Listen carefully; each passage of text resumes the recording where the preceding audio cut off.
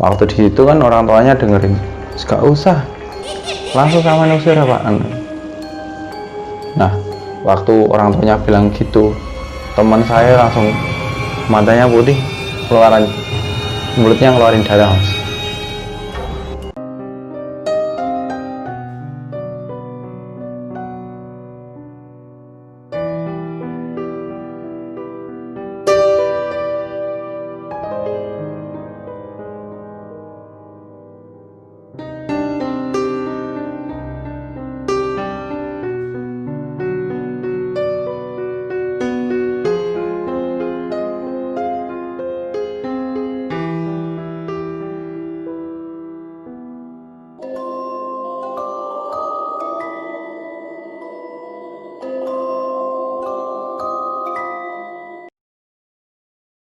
Baik, assalamualaikum warahmatullahi wabarakatuh.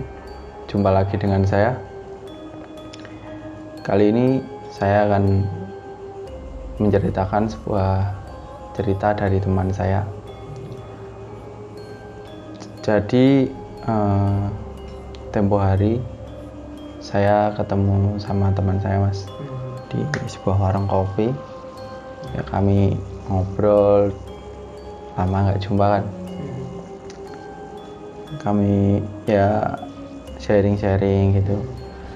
Beliau berbaik hati lah, mau berbagi cerita dengan saya. Awal mulanya ini teman saya ya kan lama nggak ketemu saya gitu, nanyain kabar terus gimana, dan semakin lama dia mulai kayak buka omongan gitu. Tahu Mas siapa yang punya cerita? Iya, akhirnya beliau seperti kayak mau, ini loh saya punya cerita. Ya, kemudian ya saya dengar gitu. Ya kemudian kami kayak tanya jawab gitu, Mas. Setelah sekian lama, akhirnya saya memutuskan, oke lah, nanti saya bikin videonya. Jadi teman saya ini satu desa sebenarnya sama saya. Cuma ya jarang ketemu, dia kerja di pabrik gitu, Mas. Ya pulang-pulang ya cuma untuk keluarga gitu, enggak gerumbul temannya ngopi gitu, enggak. Dia ini udah dewasa gitu, Mas, sudah berkeluarga gitu. Kalau sama saya tua, dia lumayan jauh lah. Dan ya beliau ini kerja di sebuah pabrik di Kediri. Ya kayak cerita cerita ini dialaminya waktu bekerja tersebut. Itu bisa di sana. Tapi ya udah lumayan agak lama sebenarnya. Jadi suatu ketika itu waktu teman saya mau mengalami kejadian ini, itu ada awal mulanya teman saya ini ada acara pabrik gitu, Mas. Kayak tur gitu, rombongan 2 bis ke salah satu tempat wisata yang ada di pantai. Nah, ya beliau ini yang tur itu cuman karyawan, Mas, nggak bawa keluarga gitu. Jadi beliau ini beliau kayak rekreasi gitu, ya niat mau seneng-seneng seperti orang normal lah, dan nggak ada pikiran apa-apa gitu. Singkat cerita, mereka berangkat pada hari itu dan nggak ada keresahan atau pikiran yang aneh-aneh gitu. Singkat cerita, sampailah mereka, waktu perjalanan normal, sampailah di tempat wisata. Beliau ini di sana itu kayak hatinya itu nggak tenang gitu mas. Waktu sampai itu ya mungkin harusnya itu kalau nyampe ke tempat baru itu kayak salam gitu atau gimana, karena ada adatnya, karena ya mereka berliburnya nggak pas hari libur, hari besar ya, mungkin pantai tersebut agak sepi gitu mas. Jadi ya mereka agak leluasa liburan gitu. Mereka kayak gelar tikar gitu, ini makan di pinggir pantai gitu buat sarapan. Teman saya ini kayak kurang tenang gitu mas. Sementara yang lain kayak seneng-seneng foto-foto, beliau ini kayak ada pikiran yang mengganjal gitu mas. Di situ beliau ini seperti kepikiran, tapi bukan kayak kepikiran orang rumah gitu ya, kayak ngelamun tapi berpikir gitu loh mas. Dan kemudian ada salah satu temannya yang biasanya orang ini nggak gini, kenapa kok jadi diam gitu. Nah, awal mula kejadiannya itu ya beliau seperti nggak sadar gitu loh mas. Maksudnya bukannya nggak sadar pingsan tuh nggak, maksudnya nggak sadar itu terjadi gitu, nggak sadar ya. Beliau kayak melamun gitu, teman-temannya renang gitu, beliau tetap nggak berenang, duduk di pinggir pantai gitu, menyendiri gitu mas. Seperti pikirannya nggak tenang. Kemudian waktu berlalu, sementara teman-temannya bersenang-senang, dia tetap kayak gitu. Kemudian waktu pada siang hari, ada salah satu temennya waktu ngajak ibadah sholat duhur gitu mas. Dan beliau juga ikut sholat duhur gitu ya. Setelah sholat duhur, beliau ini seperti kayak kembali gitu, maksudnya kembali ke seperti hari biasanya gitu, nggak merenung lagi. Kemudian beliau baru senang-senang sama temennya. Hari sudah mulai sore, kemudian beliau ini ya itu liburannya cuma 1 hari mas. Beliau juga bergegas nyiapin barangnya lagi buat dibawa ke bis, dan mereka pulang. Nah, di sini mas mulai terjadi keanehan.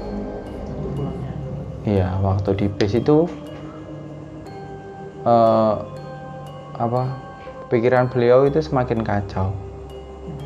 Dia itu seperti terbayang-bayang, seperti ada yang seperti ada yang mengganggu pikirannya dia itu loh. Dia itu kayak seperti membayang-bayangkan gitu loh mas. Membayang-bayangkan kayak diganggu sesuatu gitu mas. Tapi dia masih belum sadar. Jadi singkat cerita, waktu udah sampai bisnya sudah sampai pabrik, dia pulang ke rumah gitu mas. Malam ya udah malam lah. Itu dia pulang ke rumah, dan sesuatu yang aneh terjadi mas. Waktu dia pulang, masih di depan rumah, belum masuk rumah itu mas. Anaknya yang tidur itu tiba-tiba nangis kenceng mas. Nggak tahu kalau bapaknya pulang.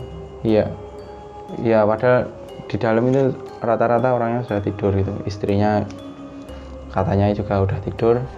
Dan dengar anaknya nangis ini, itu sontak dia kan kaget mas. Kemudian ya motornya masih ditaruh di depan rumah. Beliau lari ke dalam, kan takut ada apa-apa gitu. Waktu teman saya ini masuk mas, orang tuanya itu kayak kaget itu lihat dia. Katanya seperti bukan dia gitu, ada sosok lain gitu mas. Karena anaknya nangis, jadi ya mereka tidak terlalu menghiraukan. Kemudian waktu waktu teman saya ini melihat anaknya di kamar, anaknya jadi semakin nangis, Mas. Malah menjadi. Kan ibunya dia tahu dia habis dari pantai gitu, disuruh keluar, suruh mandi atau gimana gitu, Mas. Ya kemudian dia keluar mandi dan mandi wudu gitu, Mas. Ya seperti mau ibadah gitu. Itu posisi dia mandi itu anaknya udah kayak berhenti nangis gitu, Mas. Udah reda gitu loh nangisnya. Dan ya setelah mandi beliau sholat. Waktu sholatnya ini dia kayak punya musola sendiri gitu, Mas, di rumahnya itu. Waktu dia masuk ke rumah itu tuh, anaknya nangis lagi, Mas. Kayak kalau orang Jawa ini sebutannya orang Jawa itu kayak sawanan gitu, Mas. Nah, melihat anaknya yang nangisnya nggak wajar, orang tuanya teman saya ini kayak bilang, ini pasti sawanan, ini gak mungkin, biasanya gak tahu nangis ini. Anaknya soalnya jarang nangis itu loh, Mas. Nah, orang tuanya bilang begitu dan menyuruh teman saya ini buat keluar dulu, Mas. Buat pergi, suruh ngopi itu, suruh keluar dulu. Untuk gak pulang. Nah, waktu katanya anaknya udah nggak nangis, dia kan cecetan sama istrinya gitu. Kemudian dia pulang lagi. Waktu dia pulang itu, Mas, itu anaknya masih nangis, Mas. Nangis lagi. Anaknya ini belum ini, Mas, masih kecil gitu, Mas. Masih belum bisa bicara atau ngomong apa gitu. Anaknya ini nangis semakin menjadi, Mas. Akhirnya teman saya ini tidur di pos kampling, Mas. Dan teman saya kayak terheran-heran gitu, kayak dia yang kayak nggak ngerasain apa-apa gitu. Ya dia cuma kenapa kok gini gitu. Kemudian ya dia tidur, ya dia tidak ada gangguan apapun. Kemudian singkat cerita udah pagi gitu, Mas. Beliau seperti kayak yakinlah udah nggak ada apa-apa karena kan sudah pagi. Beliau pulang. Begitu pulang, masih nyampe depan rumah, anaknya nangis lagi, Mas. Seperti ada sesuatu yang mengganjal dan mereka pikirannya nggak tenang. Tapi teman saya ini masih belum punya pikiran kalau itu gangguan atau gimana gitu, Mas. Jadi orang tuanya teman saya ini punya rumah, tapi udah lama nggak dihuni gitu. Itu ya jaraknya ya lumayan jauh lah, Mas. Jadi teman saya ini sama orang tuanya suruh tidur di sana dulu gitu. Iya, Mas. Soalnya ya kasihan anaknya sampai nangis gitu. Kemudian ya udah, teman saya nurut lah, tapi ya nggak berpikiran kalau dia kayak ada kejadian apa, itu belum kepikiran, Mas. Waktu itu kemudian barang-barang yang perlu itu dikemas, ya niatnya masih ya 3 harian lah tidur di sana. Kayak orang tuanya itu kayak peka gitu loh, Mas. Suruh tidur di sana, ya beres-beres. Singkat cerita udah di tempatnya orang tuanya itu ya, Mas ya. Kemudian teman saya ini seperti kayak mulai ada mulai ada interaksi lain waktu tinggal sendiri di situ itu. Anaknya nggak dapat gangguan, kemudian dia ini kayak di rumah situ kan sendiri, Mas. Waktu orang tuanya pergi itu kayak dia selalu kayak ditemenin, Mas. Dia kayak makan gitu di rumah sendiri itu kayak ada temennya gitu mas. Aktivitasnya. Ya entah itu jalan atau apa, katanya ada gitu mas. Dia semakin hari semakin sore, padahal itu masih siang, hari semakin sore itu dia semakin kayak nggak tenang gitu mas. Tapi ternyata orang tuanya ini udah tahu bahwa anaknya itu diganggu mas, ada yang ganggu. Kemudian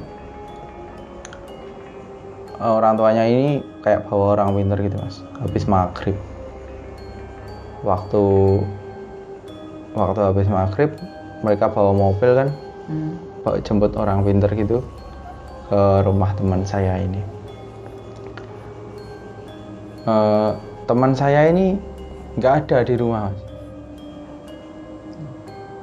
Diteleponi nggak bisa, ini nggak bisa gitu. Dicari-cari ternyata dia di belakang rumah gitu mas, kayak ngelamun gitu. Wes langsung orang tuanya itu kaget mas. Loh, kenapa ini kok di belakang rumah gitu. Kemudian sama orang pinternya itu kayak ngajak ngomong, tapi bukan dengan teman saya ini. Teman saya ini kayak nggak sadar gitu, udah kayak nggak sadar gitu. Ngajak ngomong, ternyata teman saya ini ketempelan mas, ketempelan dari pantai gitu. Dan ya kayak minta yang aneh-aneh gitu loh mas. Padahal teman saya ini nggak kurang ajar atau gimana katanya di pantai. Dan kemudian orang pintar ini ngajak dialog gitu. Kemudian terdengar azan isya, suruh ibadah dulu ya. Mereka ibadah dulu, kemudian dilanjutkan lagi kayak interaksi gitu orang pintarnya mas. Tapi diajak ngobrol itu nyambung gitu ya? Dia ini kalau disuruh itu berangkat, cuma dia linglung gitu mas. Jadi sholat itu bisa ya? Untuk isya itu? Ya katanya kayak nggak sebegitu sadar gitu. Seingat dia itu begitu mas. Kemudian beliau ini seperti kayak halusinasi gitu loh mas. Perasaan dia itu kayak halusinasi. Nah, sementara dia nggak sadar, cerita ini kan waktu disembuhin sama yang pinternya ini, itu kan dia diceritain dari orang tuanya itu. Nah, ini beliau ini seperti kayak linglung, bingung gitu. Kemudian didatangkan temannya, ditanya-tanyain itu. Orang pintarnya ini masih kayak interaksi gitu mas. Oh, sementara dia interaksi dengan itu, temannya datang? Iya, temannya dipanggil sama orang tuanya. Terus datang, kenapa kok gini? Ini ada salah apa anak saya gitu. Ya gak ada yang tahu karena kan dia diam gitu. Kemudian waktu interaksi kayak negosiasi itu mas. Soalnya di kamar berdua sama teman saya sama orang pinternya gitu. Kemudian waktu mereka berkomunikasi mas, HP dari orang tuanya itu ada telepon dari anaknya yang di rumah itu, dari menantunya yang di rumah itu. Anaknya kesurupan mas. Yang kecil ya? Iya. Kayak gitu loh mas. Kan nggak mungkin anak kecil nangisnya gitu. Iya. Kemudian ya si ini bingung, yang di sini bingung. Kemudian naik mobil bareng. Disebut kali ini? Iya, naik mobil bareng sama teman saya itu pulang ke rumahnya yang itu. Anaknya tadi? Iya. Udah nangisnya nggak wajar gitu. Kemudian waktu yang orang pintarnya datang itu suruh bacain gitu mas. Kemudian ya waktu agak mereda, ganti teman saya yang kesurupan katanya dia ini mas, dia nggak mau pindah lah dari tubuh tersebut. Dia mau ikut gitu mas. Alasannya? Kurang tahu, katanya ya seneng sama tubuh ini. Nah, singkat cerita setelah negosiasi mau dikembalikan ke sana, itu minta syarat mas. Harus bawa becak yang orang ini, teman saya ini harus bawa becak ke sana, ke pantai. Dari Kediri? Dari sini, dari rumahnya sini. Baru dia mau dianterin pulang mas, katanya mas. Dan kilo? ya mungkin kalau naik motor itu sekitar 1,5 jaman mas. Itu, dan syaratnya yang lain itu kayak bawa pisang gitu, ini itu. Sementara itu bapaknya ini kayak menentang gitu. Iya. Waktu di tempat itu kayak menentang gitu. Alah, ya wes gak usah, langsung pak, langsung usiran gitu. Bilang gitu ke orang pinternya. Ke orang pinternya. Jadi ini sudah sampai di pantai ini? Belum mas. Oh, belum. Itu masih syarat yang diajukan gitu loh mas. Waktu di situ kan orang tuanya dengerin, gak usah, langsung sama usir ya pak. Nah, waktu orang tuanya bilang gitu, teman saya langsung matanya putih, mulutnya ngeluarin darah mas, seperti kayak disantet gitu mas. Kemudian gak tega, mulutnya semakin membiru gitu. Ya kemudian mengakali mas. Dia nyewa kayak becak motor gitu. Teman saya dibonceng. Itu tujuannya ke sana mas. Selama di perjalanan, waktu orang tuanya ini nganter gitu, itu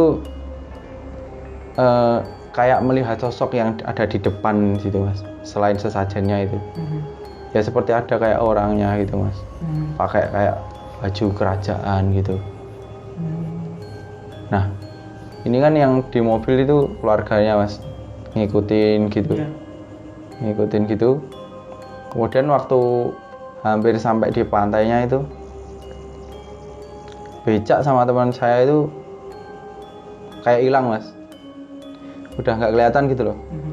Padahal itu dibelakangi sama mobilnya itu mas. Waktu itu ya otomatis yang sopirnya mobil ini udah tancap gas gitu kan, panik mas, kok nggak ada. Kemudian menuju ke pantai tersebut, ternyata mereka ini sudah sampai mas. Padahal jaraknya nggak jauh sih, nempel terus. Iya mas, padahal itu jaraknya masih jauh sama pantai. Kemudian ini hal paling ngeri itu terjadi di pantai tersebut mas. Teman saya ini seperti ya kayak waktu nyampe itu teman saya kan posisi keadaan lemes habis ini. Teman saya itu sehat bugar, dan kemudian kayak beberapa orang di situ itu kayak menyaksikan kayak orang nganterin pulang seseorang gitu loh mas, ke sebuah ini, dan mereka kayak disambut gitu di situ. Dan menurut paranormalnya ini bilang ke orang-orang yang ada di situ, lain kali kalau menginjakkan ke tempat baru, paling nggak salah, katanya orang pintar ini, masnya ini, teman saya ini, ya kayak nggak sengaja gitu menginjakkan kaki di tempat mereka gitu mas. Jadi mereka kayak nggak terima gitu.